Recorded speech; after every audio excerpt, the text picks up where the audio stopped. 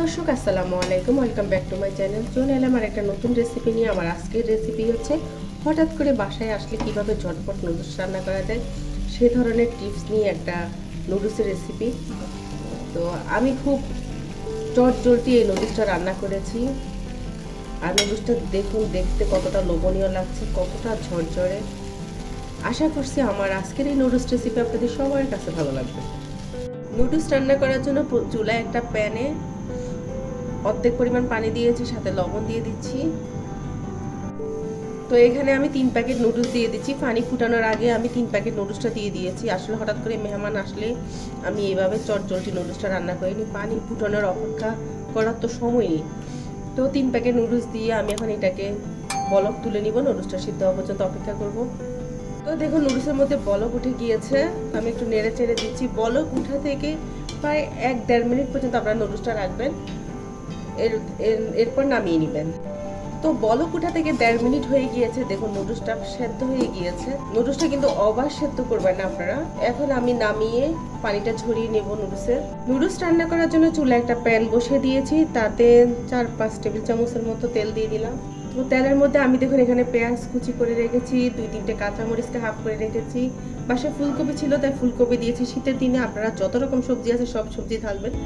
আর tomato আছে, আমার বাসায় আর বাকি সবজি ছিল না, এই জন্য আমি ফুলকপি ছিল ফুলকপি দিয়েছি। সবগুলো উপকরণ প্রথমে তেলের সাথে একটু মিশিয়ে নিব।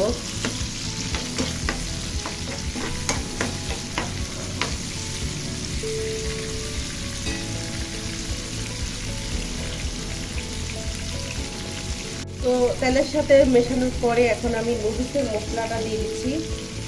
আমি এখানে 3 প্যাকেট নুডলসের 3টে মশলা পেয়েছি, তো সেক্ষেত্রে আমি 2টো দিব আর একটা সবার শেষে দিব।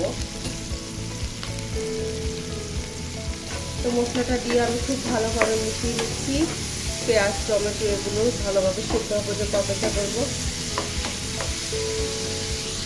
তো 4-5 মিনিট সবজিটাকে আমি তেলের মধ্যে ভাজাভাজি করে নিয়েছি। দেখুন সবজিটা একদম নরম, টমেটোটা একদম নরম হয়ে গিয়েছে আর ফুলকপি সবজিটাও কিন্তু সেদ্ধ হয়ে গিয়েছে। তো এই পর্যায়ে আমি 2টো ডিম ভেঙে দিব। আমি মশলাগুলো একটু সাইডে রেখে ডিম ভেজে দিচ্ছি।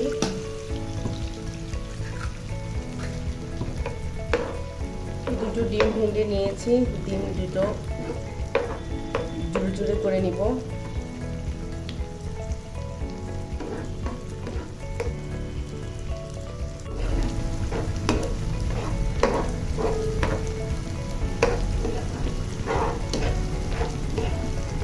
তো ডিমটাকে আলাদাভাবে জুড়ি জুড়ি করে নিচ্ছি।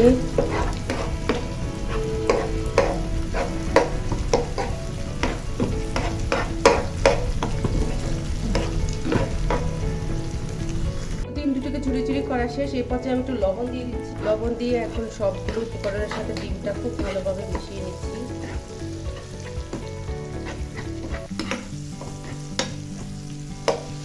এখন আমি যে নুডলসটা প্রসেস করে রেখেছি সেটা দিয়ে দিচ্ছি।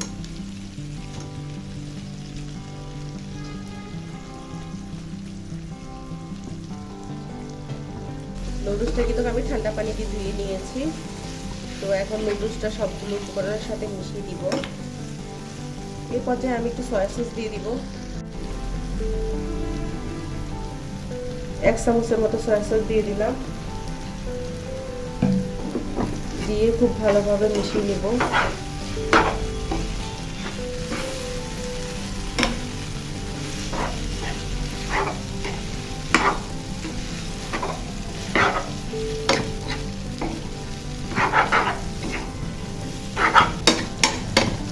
মেশানোর এই পর্যায়ে আমি যে প্যাকেটটা রেখে দিয়েছি মশলা, সেটা এখন দিয়ে দিব।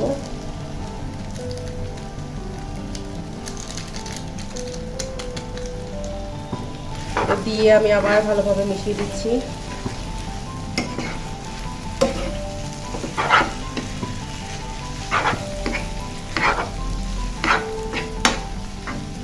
তো সবগুলো উপকরণ ওদের সাথে মেশানোর পরে আমি আবারও কাঁচামরিচ দিয়ে দিচ্ছি। তো শেষ পর্যায়ে কাঁচামরিচ দিলে কিন্তু ভালো একটা ফ্লেভার আসে, এই জন্য আবার একটু মিশিয়ে দিচ্ছি।